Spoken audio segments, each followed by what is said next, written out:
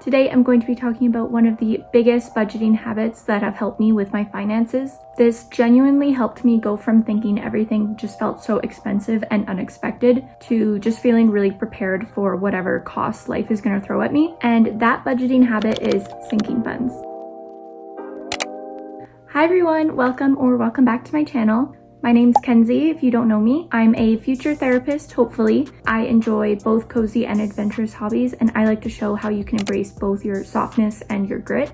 And before we jump in, I just want to say thank you so much for all the love on my last video, my July monthly reset. I think it's at over 600 views right now, which may not sound like a lot, but that is an insane amount for my channel. And there's just some really kind comments, and I really appreciate everyone who took the time to watch that video, like it, comment on it, subscribe. I gained some subscribers from that video, so thank you so much. I'm really feeling super blessed right now. So that is linked in the description if you do want to check that out. I talk about everything I do to reset for a new month, so that includes budgeting, habits, goals. So thank you so much for all the love. I'm really grateful. Here on my channel, I show what it looks like to work on becoming the woman you want to be. And for me, that includes feeling calm and confident and secure with my finances.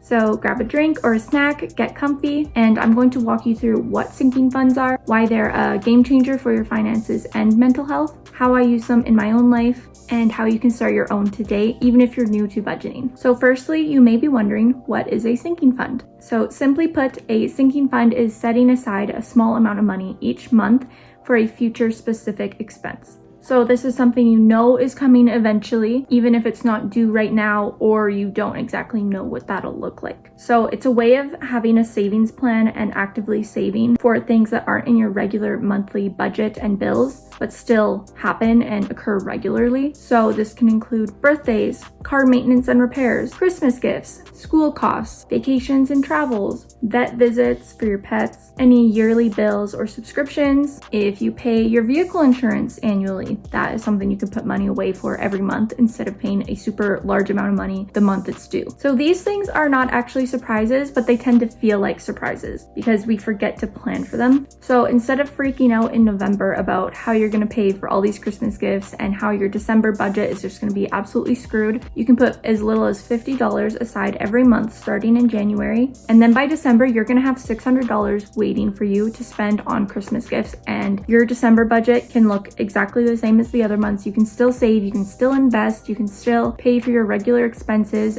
and you don't have to use your credit card and accumulate debt. And the best part of it all is this is all without guilt. So that is what a sinking fund is. So if you're like me and you want to feel comfortable and prepared, but without having to live on a super rigid budget, sinking funds give you this amazing middle ground and flexibility. Now we're going to talk about why you need them and why they may actually help with anxiety. I love to tie in all things mental health into my discussions because, as I said, I do want to become a therapist in the future, and financial anxiety is a huge mental health concern for so many people. You may feel like you're always trying to play catch up, like out of nowhere, these random expenses just keep popping up. You need to buy tires or a new car battery, or you just got invited to another baby shower or a wedding, and this can leave you feeling really stressed and unprepared, even though these aren't actually emergencies, they're just life. And you may end up feeling behind financially, and this can even bleed into your confidence and self-talk, not just in terms of how you feel about your finances, but just everywhere in life. Once I started using sinking funds, these moments where these expenses come up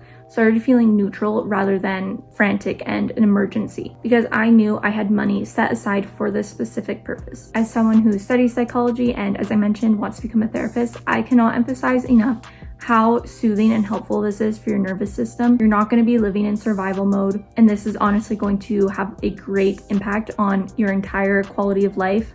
Again, not just your finances. This is one of the best financial habits you can build for yourself because you are gifting yourself safety and stability. And I think there's something really empowering about choosing to prepare instead of just setting yourself up to react in the moment and have to scramble. And as I mentioned, this mindset can ripple into other areas of your life too. Now let's jump into some of the more practical stuff, and we're going to talk about what sinking fund categories I currently have. And I do want to preface this by saying that these can change, and they do change. You don't have to pick them and stick with them. You can change them as you go. My first sinking fund, which I think honestly everyone should have if you have a vehicle, and that is a vehicle maintenance fund. So I use this for my annual vehicle registration, oil changes, inspections, battery stuff. You always see that meme and it's like, life can be going great and then my car just decides to need like a $500 repair or something like that. And I think everyone can kind of relate to that feeling, but if you set aside money every month for that purpose, you're gonna feel so much more confident in that moment knowing that you have money set aside.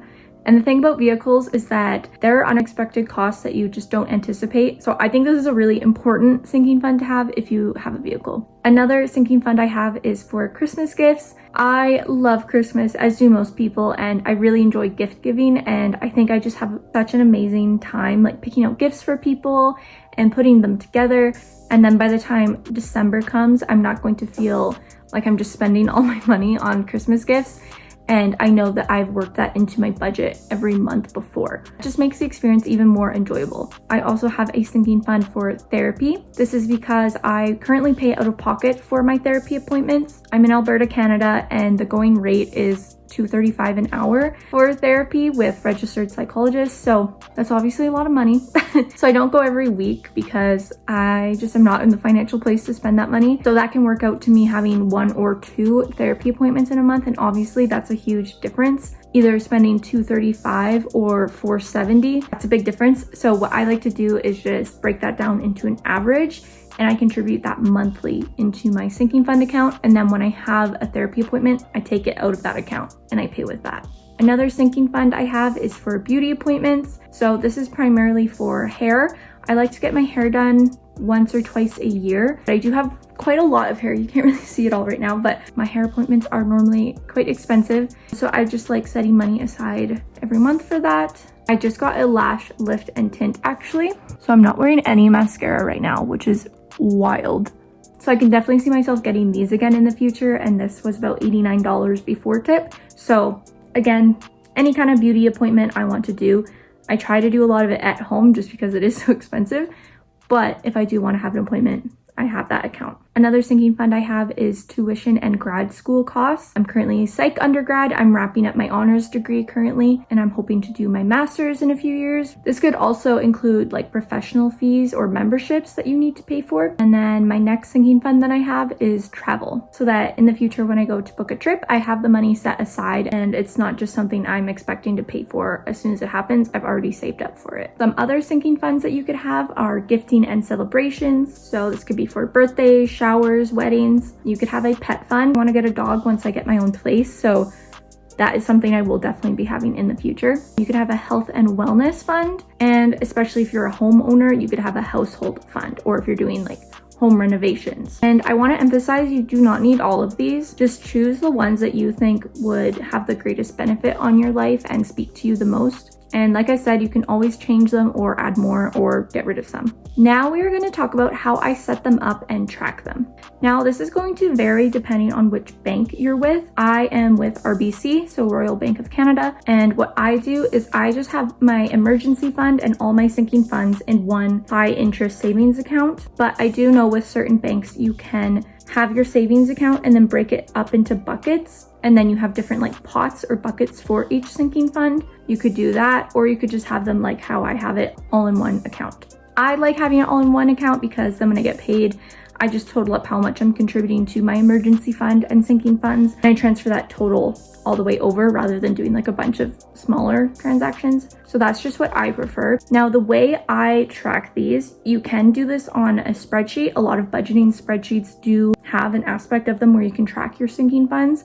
I track on my monthly budget spreadsheet how much I contribute to my sinking funds each month, but the way I track my balance of my sinking funds, I use the app Financielle.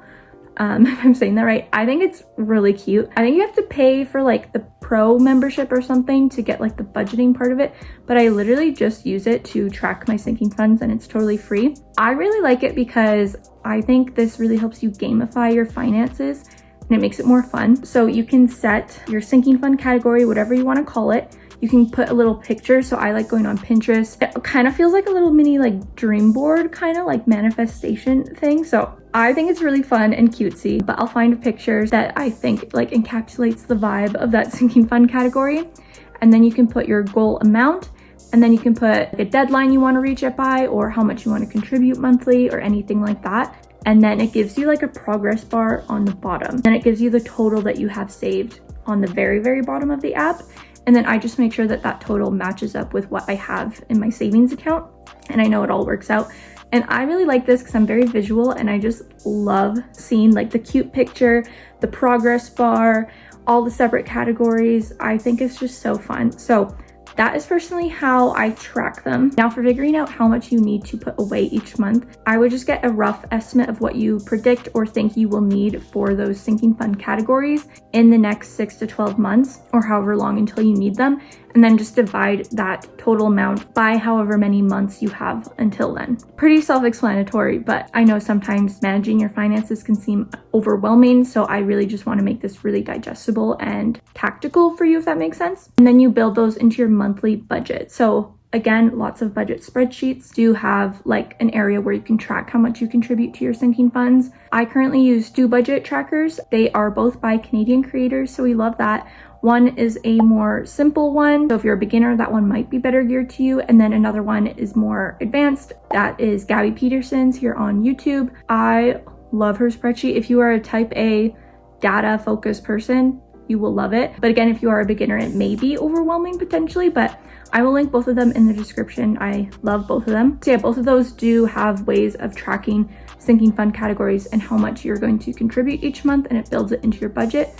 But honestly, even if you just budget on like pen and paper, you can still work it in. Some people even do this with physical cash and they use envelopes if you're like a cash person. To me, cash doesn't feel like real money, so I cannot do that.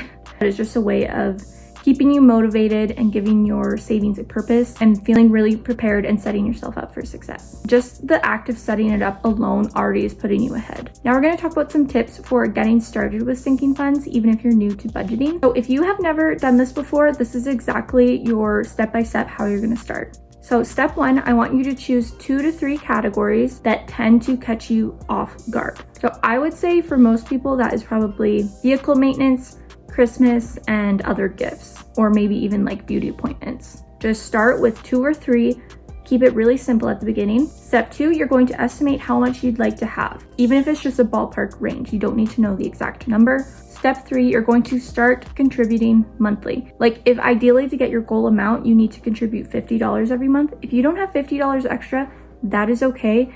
When I first started with sinking funds, I literally put $5 a month into some of them. Like, just start with something and it builds that habit. And then when your income does increase or you have more room in your budget, you already have that habit of contributing to those funds. Step 4 is finding somewhere to track your sinking funds in a way that you're actually going to enjoy. You could do this on your notes app, pen and paper, Notion, a physical planner, an app like I mentioned, like Financielle, your budget spreadsheet, whatever you enjoy. And step 5 is to celebrate when you use the fund.